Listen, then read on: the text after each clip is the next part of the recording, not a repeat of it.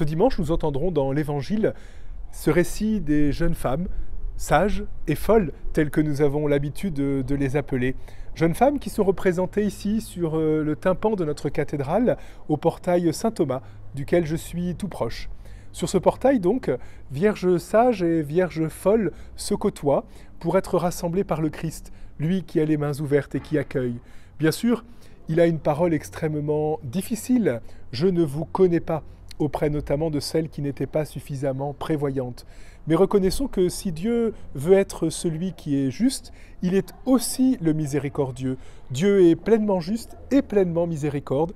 Et cette image d'un Dieu qui a les mains ouvertes nous redit quelque chose de la bonté et de l'amour infini de Dieu. Peut-être pouvons-nous le reconnaître dans l'évangile de ce dimanche comme un véritable éducateur de la foi.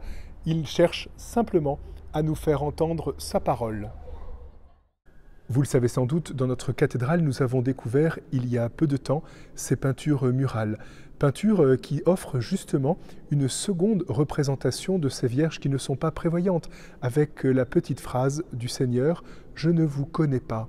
Cette petite phrase nous paraît souvent difficile à entendre et à reconnaître, mais peut-être est-ce une manière pour nous d'entendre que la parole de Dieu doit résonner en nous, qu'il nous faut écouter ce cri de l'époux, qu'il nous faut laisser résonner sa voix plutôt que de nous laisser habiter par le bruit ambiant, celui de nos centres commerciaux, celui de nos vies familiales.